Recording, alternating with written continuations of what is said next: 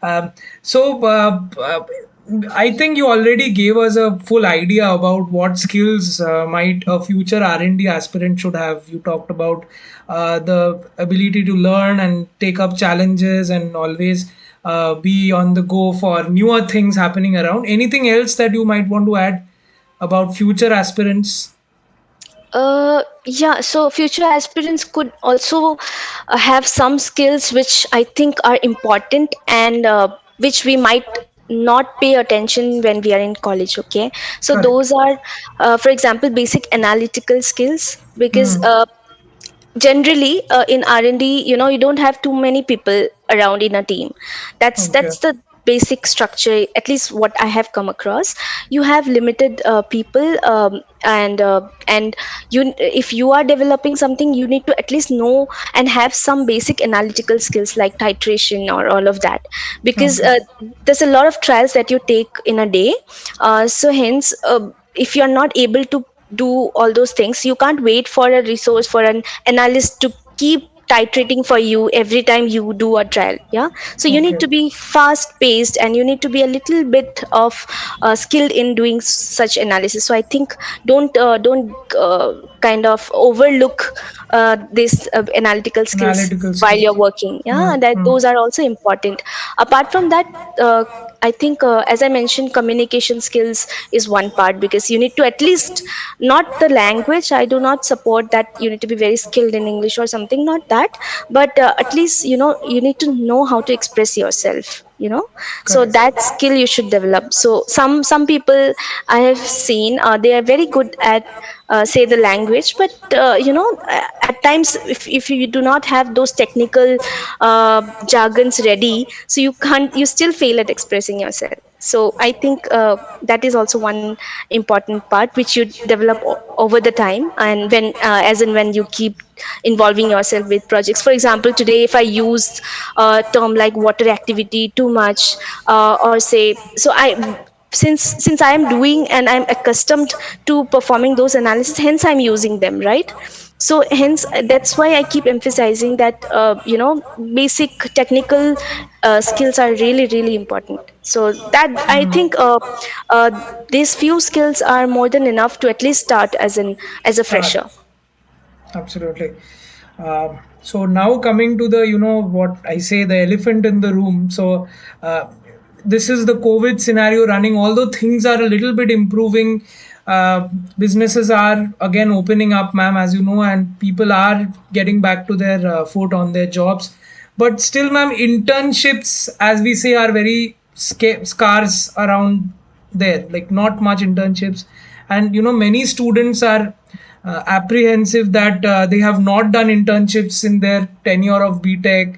So how will they impress the interview board? And if they ask them like, why didn't you do, or like, you don't have any industrial experience, so how do they make up for that? Any ideas, maybe one or two? So as I mentioned, see, there's just no substitute other than some experience. Yeah, you tell me, like, if why will a company just take you without you getting any, showing them anything that you have done to show your passion or your uh, say knowledge in the field of study. Yeah, at Correct. least. So try for grabbing internships. If not, I think there are a lot of research projects which come up, not Hmm. through Hmm. companies, but maybe through government institutes. Yeah, Institutions. then, Correct. yeah, like project associates and research Project fellows. associates.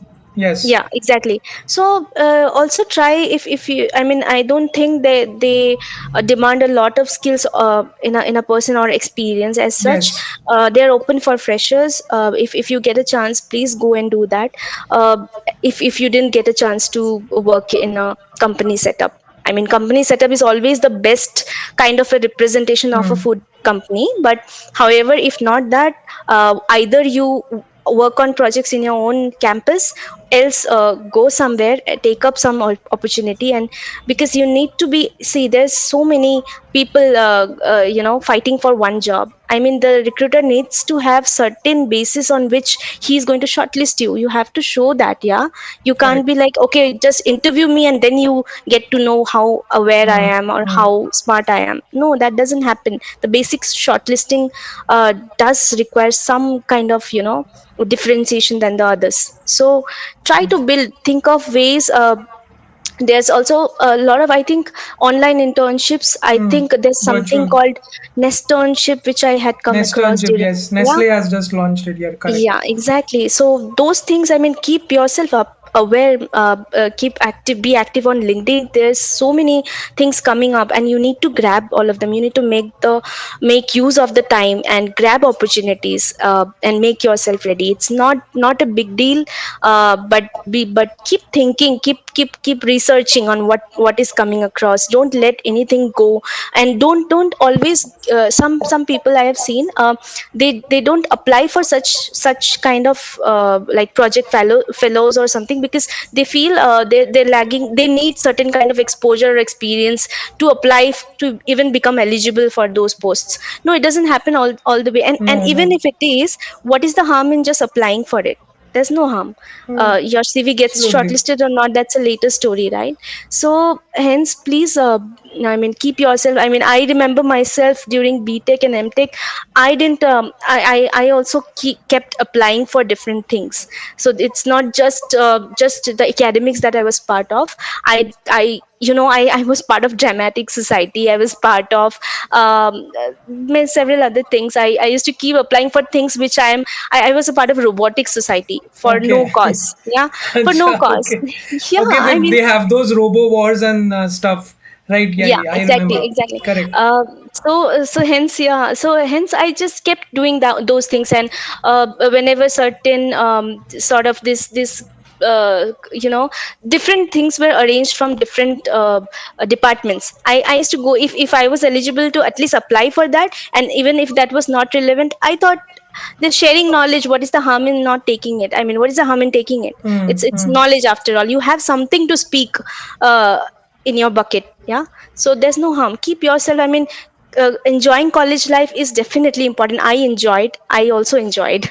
But then if there are opportunities, there's no substitute for that. You have to Mm. differentiate yourself from the rest all the time. So there's a lot of opportunities. Just keep your eyes open. That's my And suggestion. ma'am, I think there has been many people. I have seen many of my friends. They did not do like 5, 6 internships in their BTECs. They maybe did one internship, but they participated in a lot of events. Like many competitions happen, hackathons, product development, and also you were talking about college events like dramatics and vocal competitions. And that also creates an impact on the companies. Like this guy not only is into books, but he also has the capability to expand his horizon. So That's i what. think I think kids should be open minded a little bit, and not only that, yeah, I have to get this much amount of marks, and I not like that. That's So that's that's exactly where I was coming correct, at. correct, correct.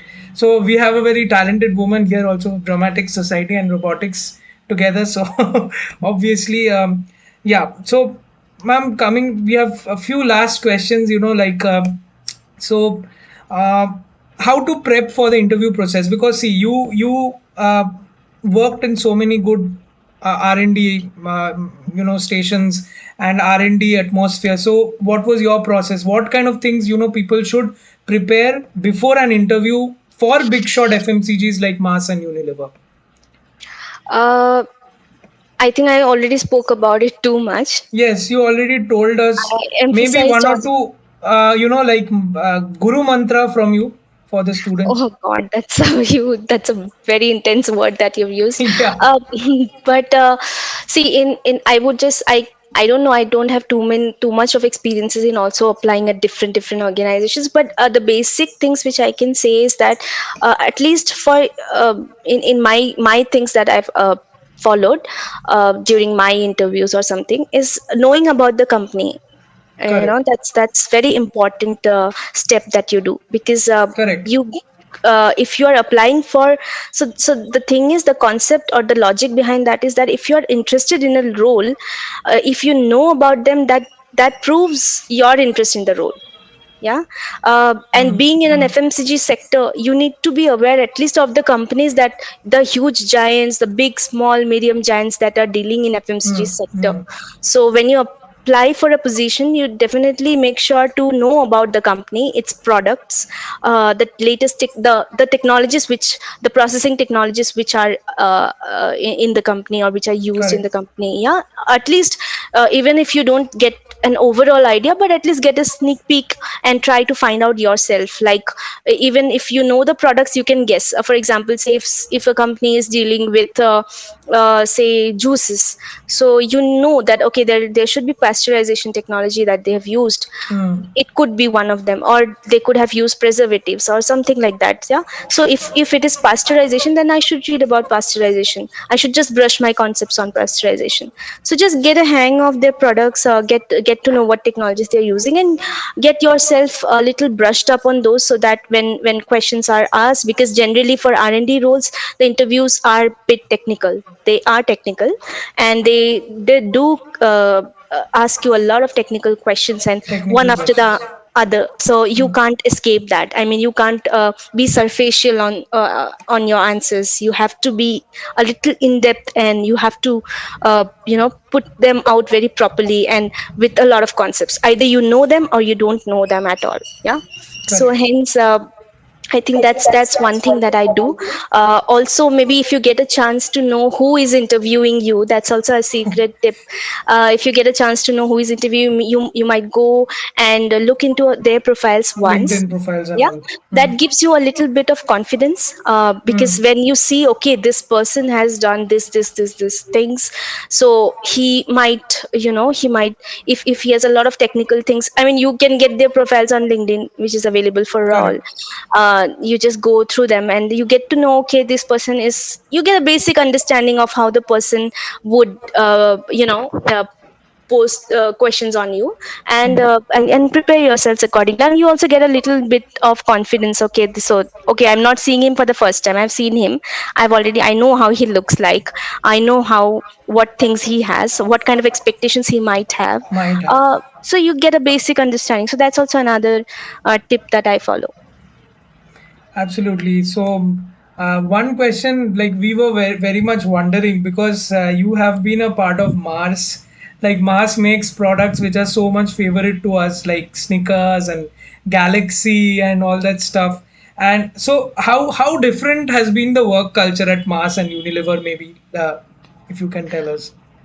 So see, both of them are huge giants in the Absolutely. FMCG. Yeah, they could not be one better than the other. I think they are all Correct. the same, at par with all the work culture per se, because Mm, they have standardized work cultures. Yeah, they don't mm, compromise on employees. They don't compromise on the nature of jobs, or say all those things. The level of strictness that they maintain with respect to the standards, the company standards, the regulations that they follow, are all at par with the industry norms. Yeah, so I can't compare both like that.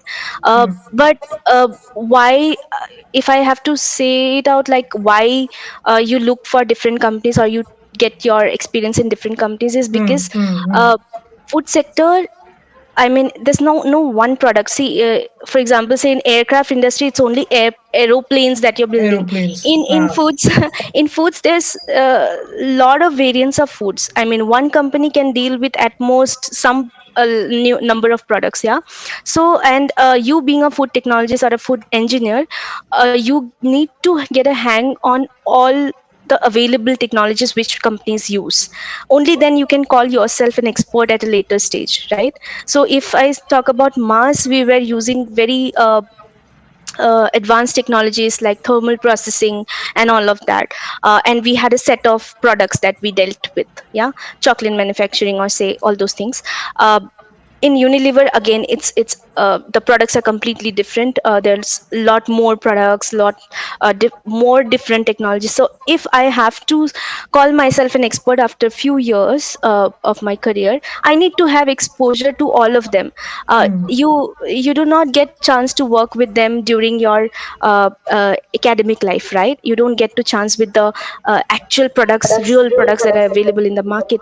So until then, you don't understand the in-depth technicalities in all of them. So as much as you work with different types of products, different types of processing techniques, you won't get the learning in totality. Exposure. Correct. Yeah, you won't get the Hmm. Hmm. exposure, you Hmm. won't understand the challenges which each product has, each nature of product has, or each processing technique might have. Yeah.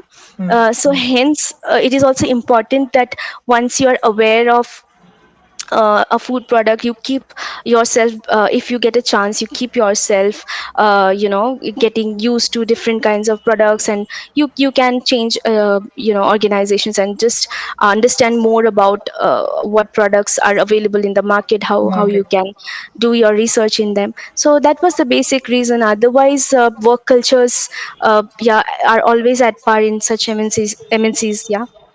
Correct. Correct. So obviously, uh,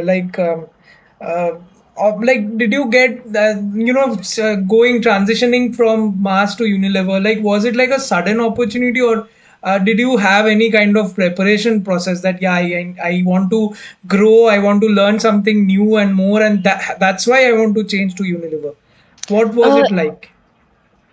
I always say that Unilever's job was actually stars falling at place for me. Okay, Stars, yeah, okay, because it was not just the job, but my entire family got shifted in Bangalore for some reason, and okay, very okay, coincidentally. So okay, my sister, she just recently got married and she got shifted to Bangalore. My brother-in-law is settled in Bangalore, and suddenly I got an opportunity. But okay, apart from that, I mean, I was definitely looking forward to working in Unilever also, in the back of my, I mean, from my heart's like core, because somewhere, I had developed this thing for Unilever. I definitely wanted to work with Unilever at some point in my career. I didn't know it's going to okay, come very soon, but I did. So whenever opportunities come up, you need to be aware, as I said. So I did. Maybe I don't even remember if I had applied for this position or back sometime back, before landing up with the job. But I was looking at it, and maybe at some points I did apply, or I am not very sure if I applied, because I actually got a call from the HR okay. team only. Yeah, so that's how happened to apply for this position. But I definitely wanted to work in Unilever's long since a long time back, because it's one of the, this company has a lot of products to work with. It's I mean, Absolutely. endless. I mean, I think every household can't do without Unilever products somewhere or the other. Either it's food, either it's personal care, either it's hygiene. It's there Correct, correct, everywhere, right? um, correct. Look at everything. I mean, I'm sure every one of us is using. I mean, we are totally Unilever dependent. product. Yeah, Hmm. so hence this company definitely, I mean, interests everyone, and hence I was sure that I would land up myself somewhere in my career, and I'm very happy that I'm here. Not always the technicality. Sometimes, you should listen to your heart more than your mind. So I think that's what happened with you as well. Yeah. So congratulations on that as well. So, Thank you. and ma'am, we are like new joinees who are newly joining the professional sector. Many of my friends are just getting into their first companies, even because many of them did not do any work before their MTechs and all. So, any advice for us? What should we keep in mind when we enter our first company? Okay, I think I can give you some tips here. Okay, See, first thing I would like to tell you is, maybe come out of your comfort zone as soon as possible.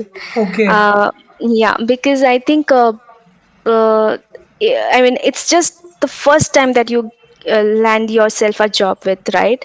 And then Mm. you still are in a transitional phase from student to a professional. However, I think in the busy environment of business, they I mean, they won't be expecting a slowness in your work because of this. They won't expect you to, uh, show your potential at a later stage on, and they won't wait for the transition to get over.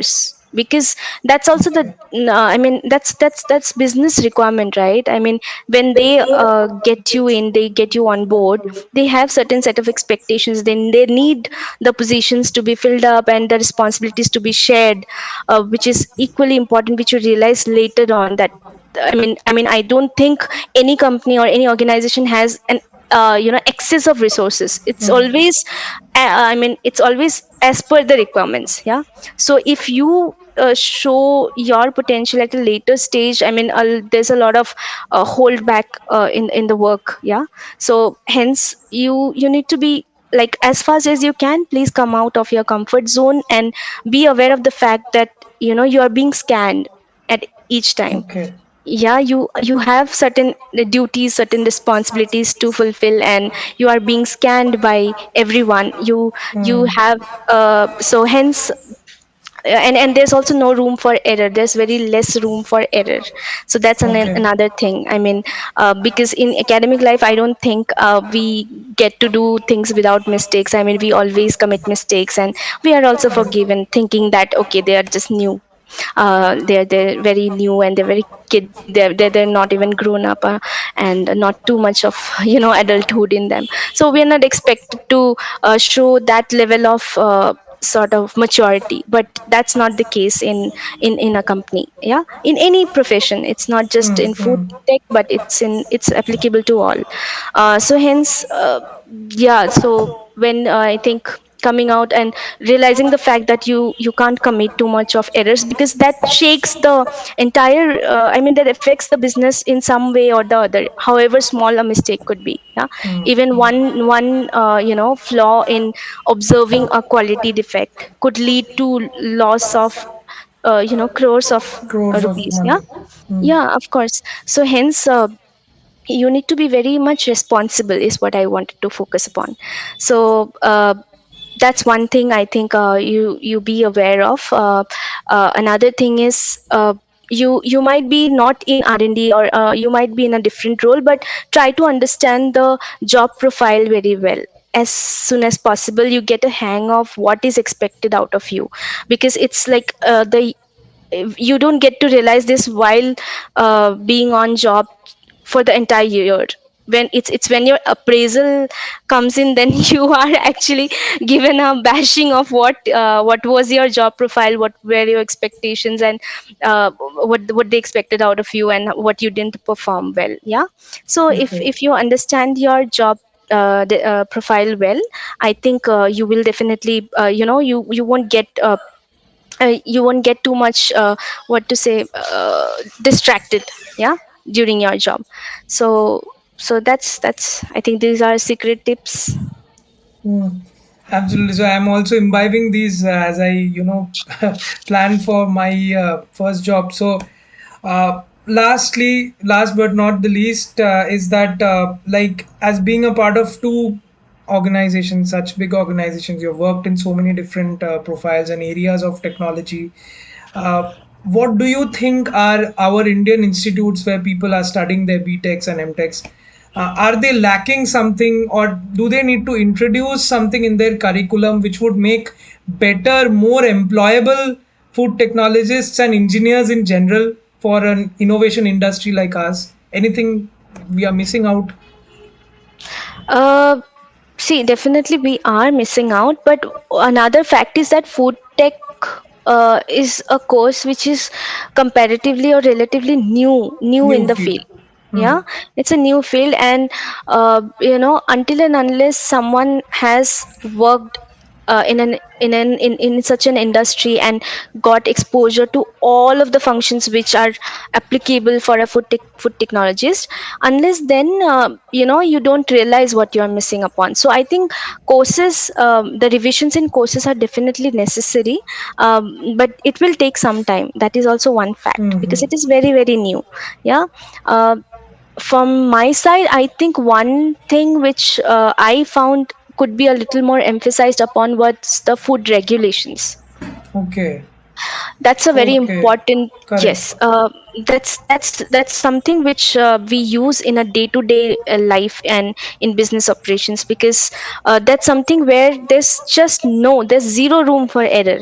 You can't have even one printing error or even one technical error in your like label, Label. the packaging, the packs that you have. Yeah. Mm-hmm. Because that's the only sort of information or the only sort of communication between you and your consumer. Hmm. That's Correct. what they read, and that's when they come to a conclusion that I need to purchase this product or not. Yeah. Hmm. So Hmm. that's a very crucial information, and the labels are, or the those packs, the front and the back information are always within the regulations. Okay, Regulations. they have to be built um, through the regulations. I mean, you need to follow a lot of regulations to build them. You can't write even one statement without consulting the regulations. Hmm. Hmm. Yeah, you can't make any claim. You can't say that my food has this properties. No, Hmm. you can't Hmm. do that. Just Hmm. even if you have it, you have to go and prove it to your country regulatory bodies, and only then you're allowed to do so.